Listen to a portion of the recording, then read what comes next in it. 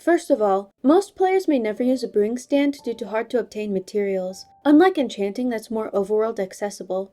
Also, potions are really gimmicky and only affect your internal abilities for a limited time. You can survive the overworld just fine with smite instead of strength.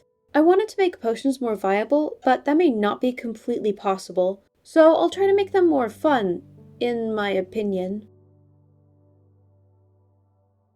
I've come up with my own theory of Minecraft's magic, and while it's still developing and I'm figuring out some more things, the main idea is magic as energy gets recycled to give other things life and magic. Experience is a kind of magic currency, but can be the spark of intelligence that turns into soul through essence. Essence is the matter that dictates what kind of soul is created, and when the essence dies and the soul leaves, it gets processed by the aether into new experience, or gets trapped and used for power or processed into another energy. So when you're brewing potions, the item's essence dictates what kind of ability is created. Unless you're using a beacon, then you don't need a rabbit for jump boost. Potions and suspicious stews aren't the only way to obtain effects. Elder Guardians inflict mining fatigue to players in its range, the beacon and conduit grant effects in their range when activated, the warden gives off a darkness effect, and Dolphin's Grace and Breath of Nautilus happen from swimming with those mobs.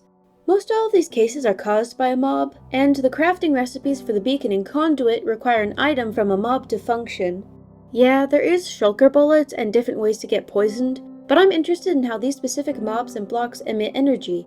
The Nether Star in beacons is condensed energy from the Wither, which is soul energy based, and the Warden and Skulk are full of trapped souls, so that's straightforward. But the aquatic creatures and blocks may have some kind of magic if water is tied to the moon. Effects may also have ties to the moon. Along with influencing mob spawning and potentially being the magic power source of water and prismarine, it can also grant spiders effects occasionally, so water and souls could be conduits for lunar energy. I think potions could do well with tiers. The first tier should be decently accessible, so I would try to bring the cauldron back, inspired by the original system in Minecraft. You would place a red mushroom into the water to make the brewing base of a mundane potion. I would want to try to have each effect have a few potential ingredients. That plays another role in the next part.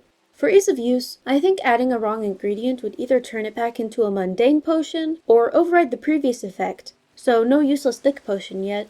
You can now dip arrows into the cauldron to make tipped arrows, and you can't add ingredients to the cauldron once the brew has been used until it's been emptied out.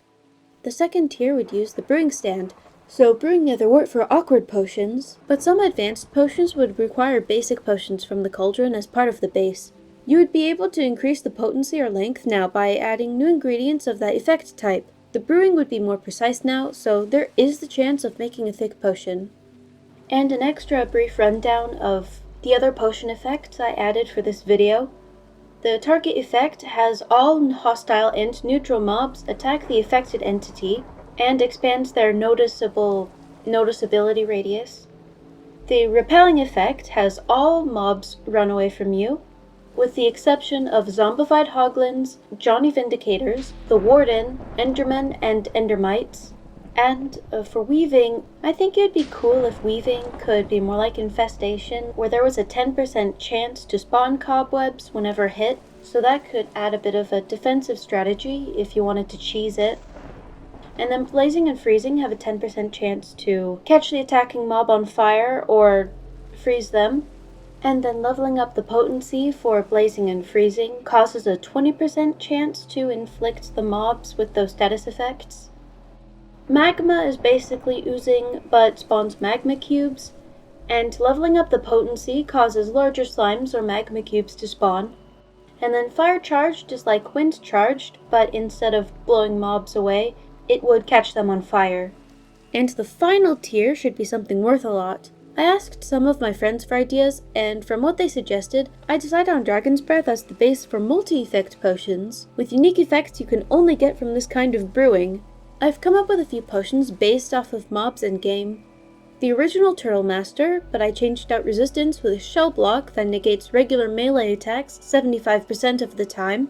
B-Sight that grants spectral vision that highlights mobs for the user. Rabbit Skill with swift dash that lets you become more agile moving in every direction. Goat Expert that grants ledge leap, which is basically coyote time or double jump. spider wit with surface grip that lets you climb walls, and armadillo cover with ricochet that makes you immune to projectiles. Drinking a honey bottle will clear all negative effects. You can still create lingering potions, but let's have the powers boosted for a few moments when entering the cloud, then it becomes regular for the rest of the duration. The cloud can also linger off of an entity if it's hit with the potion. And some extra things. You can now get up to 3 sips from a potion, you can put up to 16 potions in a bundle, splash and lingering potions stack to 8 in the inventory, and resin makes a potion permanent until you die. You can also put multiple flowers in a mushroom stew to get a suspicious stew with multiple effects, and its effects last a fair bit longer. So how I said earlier that essence dictates what kind of soul is created, and the essence of the item dictates the kind of effect in brewing, but what if you could use soul energy and essence to morph the physical, not just add an ability? I made up a new kind of mushroom in a previous video. It's called the blanched truffle, and here's its use. You can use it to brew an uneasy potion as a base for this new brewing class. The Crimson Collection causes a partial mutation and alters abilities. The Potion of Assail is brewed with bone and blaze rod and can be used on wolves, goats, and frogs. You can equip the wolf man with weapons and feed it a mob drop to have it target that specific kind of mob. The goat man launches mobs in the air and has a chance of knocking the equipment off of them. And the frog man eats, chews, and spits out enemies, and has a chance to spit out unique drops from the mob. The Potion of Agronomy is brewed with dirt block, dead coral, and charcoal, and can be used on horses to automatically till, donkeys to harvest, mules to do both, and bees to plant whatever it picks up. And the Potion of Ramming is brewed with a stone block and flint, and can be used on goats to have them harvest wood, foxes to mine the specific kind of material you give it, and pigs to bore up or through stone and dirt. The Warped Collection causes a full mutation and flips abilities. The Potion of Spikes is brewed with a pufferfish and dead bush, and can be used on sheep to harvest barrier blocks that cause damage like cactus, but can be placed together, and can come in all dye colors, armadillos to have them attack all mobs by shooting and launching spikes, and pigs to turn them into pufferfish boats that repel projectiles. The Potion of Intake is brewed with a sponge, hanging roots, and charcoal, and turns llamas into item vacuums that store everything in their bags, and squids into walking water-targeting sponges. And the Happy Guest has a good concept at its core and great gameplay mechanics, but I originally didn't like its implication, so I came up with a Potion of Gliding that would be brewed with phantom membrane, gas tier, and dead coral to turn the Strider into basically the Happy Guest. It also affects salmon to turn them into air gliders that can fly during rain. I've seen a bit more about the Ghast's potential lore, and I think it's actually really cool, so this part can be disregarded. If you're not careful, some of these mutations can become a problem, and like other potions, they can be extended or made permanent with resin.